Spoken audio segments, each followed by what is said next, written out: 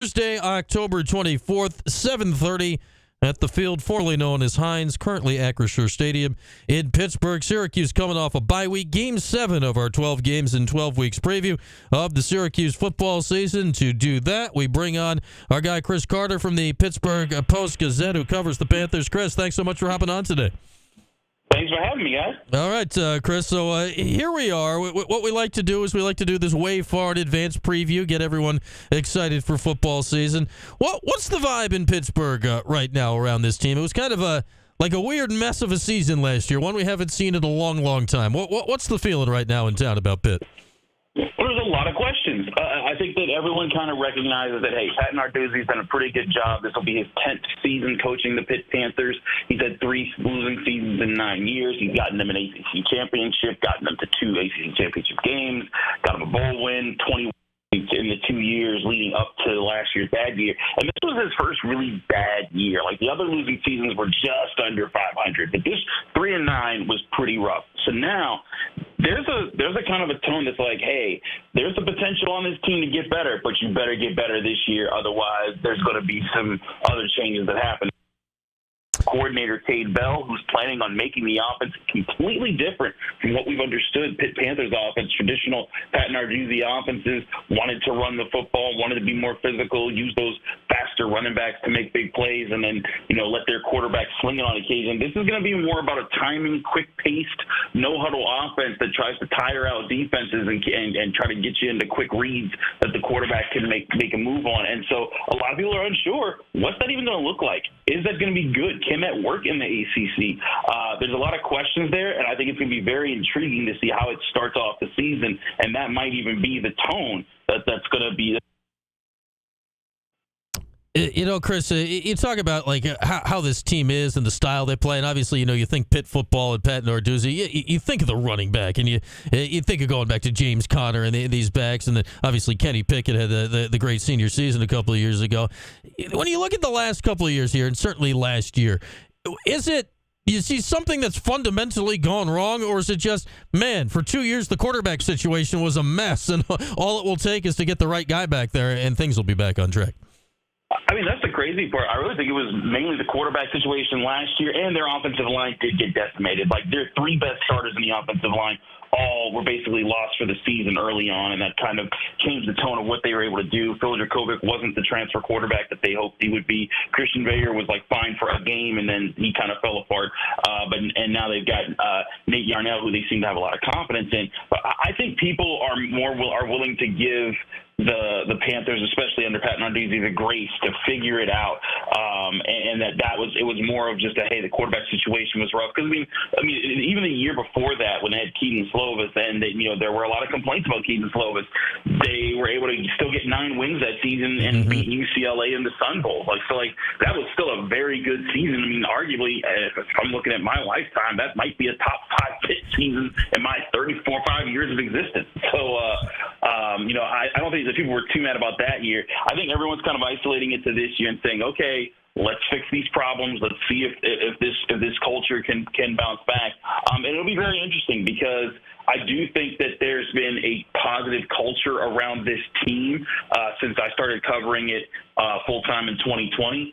But I also have not seen this team take a hit like last year's was and get back up for it. Now, I've seen it in season. I've seen, times they've lost 3 games in a row in very poor fashion and then rebounded to finish strong in a year. But this is going to be a different test here. So I'm really intrigued to see how they respond to that and who steps up as leaders, because that's the other part of this is that there's a lot of there's no coming super presence on the defensive line. They've got Aaron Donald's nephew on the roster, but he hasn't proven himself yet. There's going to be a lot of people who have to step up and show, hey, this is my year at certain key positions. Yeah, Cuse fans are going to get sweaty if there's a Donald relative on the team. That is nerve-wracking to even consider the idea that there might be somebody like that. But you're right. As Chris Carter's our guest here from the Pittsburgh Post-Gazette, we talk about recently, obviously so much was on, Kenny Pickett, the year they won the ACC title. We talk about the running backs a lot.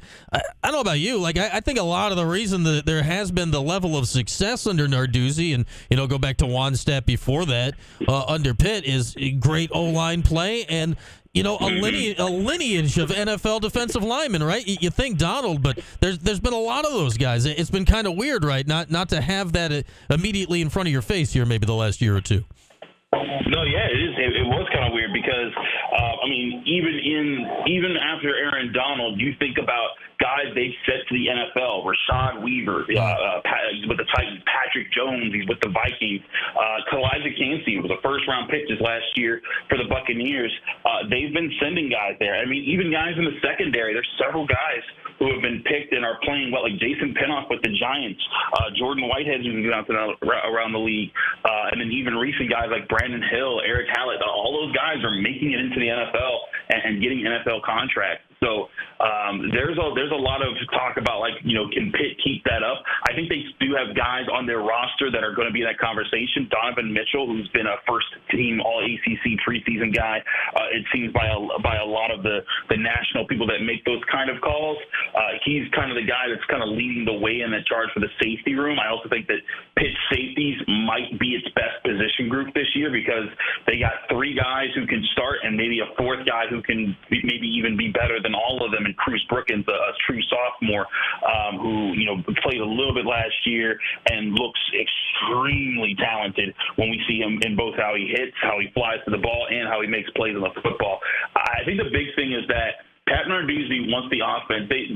People need to understand how bad Pitt's offense was last year. They ranked last in total yards, total points, third down conversions, and rushing yards. And so, that's how bad it got. And even when there were offensive struggles, they were at least – if they can get back to the ACC offense and the defense is able to get back to, getting in the quarter – find their identity again, and then they find some confidence. But there's several steps to take to get there, and that's where I think there's going to be some serious questions in the early part of the season. Yeah, really the first time you're going into a season in Pitt with questions like this in a long time, because 3-9 was such an outlier last year. The previous, worst season under Narduzzi was a 5-7 year, and it's been winning seasons more often than not. All right, Chris, I want to ask you some big picture ACC stuff. Now, this is the first time now in what, I guess it's 12 years here, that you look at Pitt and Cuse and then Louisville the year after. That this trio's not the new group on the block here with SMU and Stanford and Cal coming in. What's your view of what the ACC is right now? And, kind of Cuse and Pitt, the Northeast schools, spot in it as we go into this new era. I think the ACC right now is a conference that has a lot to prove for itself, and it's not by any means of they've messed up, but because of just how they've been treated. I mean, you look at even just football and basketball. The disrespect that's gone towards the ACC's better teams that should be in postseason consideration, whether it's Florida State being an undefeated conference champion denied access to the college football playoffs. And I know their quarterback was injured, but that's never happened before. And if that happened to any other conference, they'd probably find a way to get them in there. And then you look at the ACC basketball in March Madness and who gets in and who doesn't. Pitt was a team that had 22 wins, had several really good wins over tournament teams, and it didn't matter. And they got put in over about 6 or 7 teams that had worse records, not as good wins, who their metrics were better than. And I even did a study over the past 5 March Madness tournaments. I found that if you, in any other conference, if you get at least 21 wins, you are, in any other major conference, you are in the tournament, hands down, no questions in the last 5 tournaments. But in the ACC, you need 23 wins. You can't have 21, you can't have 22. And there's some outliers. There were some of those teams with 21 and 22 wins, but there were teams that just they got put in, they got left out with 22 wins, like Pitt. And the team that went in ahead of them had 18 wins. And it would just be how is this happening? And to me, that signals to me that there are multiple parties out there who do not wish well upon the ACC, and I think that there are people that smell blood in the water about the state of the conference, and that they're thinking hey, who's going to be the next big conference to fall, and who's going to be the big conference that gobbles up those teams. And I think that's where Pitt, Syracuse, and a lot of these teams, especially that kind of had to move to the ACC at the fall of the Big East, they have to ask themselves, how do we keep our rivalries going? Like, if I'm Pitt and I'm Syracuse, I'm finding a way to care to whatever happens with the ACC. If the ACC continues, great, you stay there. But if the ACC starts to crumble in the next 5 to 10 years, and again, that's how long this is going to be. This isn't like preeminent going to happen tomorrow, but I would be like, hey, let's make sure we go to the same place so we keep our history together, because rivalries build football and basketball. Like, one of the biggest things that Pitt lost for decades was the backyard brawl. Yeah. And that was such a huge thing that they just got back. And when they got it back, the first time they played was last year here in Pittsburgh. It was the highest sporting event in the history of the city. And that's how big that was. So keep the rivalries together, but I truly think that a lot of these teams, just the way the ACC is being treated by outside parties, even when the ACC is really, really good, like the ACC also, in the midst of all that basketball stuff, they have the best tournament production of any conference by far, like most wins, highest winning percentage, most, all that stuff. They get that done, but it doesn't matter. And so if anything, all ACC teams need to be on watch and need to look out for each other. Yeah, Chris, it's a great perspective on it. We heard Big 12 media days are going on now, so we played a clip from Brett Yormark yesterday, the Big 12 commissioner, talking about, declaring them the third best league in the country. Even though you look at all the metrics, there's no real difference between the Big 12 and the ACC right now. And I find it interesting. You bring up the backyard brawl. So, back at that time when the Big East, splintered in Syracuse and Pitt, and eventually Louisville ended up in the ACC, and West Virginia, Big 12, and then Rutgers, Big 10 were the major movers there. Like, West Virginia, they're 75 miles, if that, from where you're sitting right now. It's right down the road. Which school, Pitt, West Virginia, which school feels they're in the best spot right now between those two? I think West Virginia feels like it is because the Big 12 isn't being looked at as the next conference that's being gobbled up. Yeah. Now, here's the thing is that they also have to travel. They've had to travel like ridiculous distances to their opponents, but now Pitt has to too, because guess what?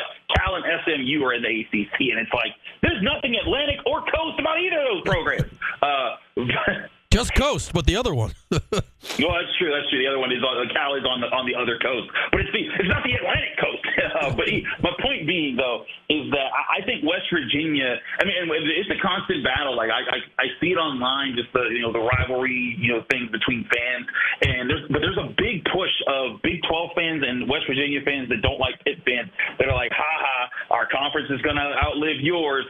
But I kind of push back with this whenever that happens. I'm like, hey, you're absolutely right. The Big 12 is in probably a better shape to survive longer than the ACC. But I would not be celebrating the fall of the ACC from the Big 12, because if the ACC crumbles, guess who the Big 2 conferences are coming after next? Mm-hmm. And it's the Big 12. And I could totally see this coming down to a Big 10 versus SEC type of thing, and they rename themselves, and it's just two major conferences that call all the shots, and they just go to battle every single year. And eventually, the way that the ACC is getting dogged now, maybe if the ACC crumbles in 10, 15 years or whatever it takes, the next up is the Big 12 and the teams that are in the Big 12. So, there's a lot of stuff that's coming down the line, but I do feel like West Virginia's conference situation has them in a better spot there. But I like where Pitt's been developing a lot of their athletic department. Football and basketball. They struggled with football last year, but leading up to that, those were the two best years in Pitt football since the 80s. And so I think there's potential there. And I think that Jeff Capel's truly built something special culture-wise with the program in basketball that's got them set up for the potential to go really far. They had a first-round pick in Bub Carrington, be a lottery pick this year. And Blake Hinson's right now playing in the G League with the Lakers. And I think there's a lot of the recruits that Jeff Capel's been trying to lock down who see that and say, you know what, I can go there. And I think they should have a strong team this year. So, all in all, I think Pitt Athletics, is in a great spot to rise.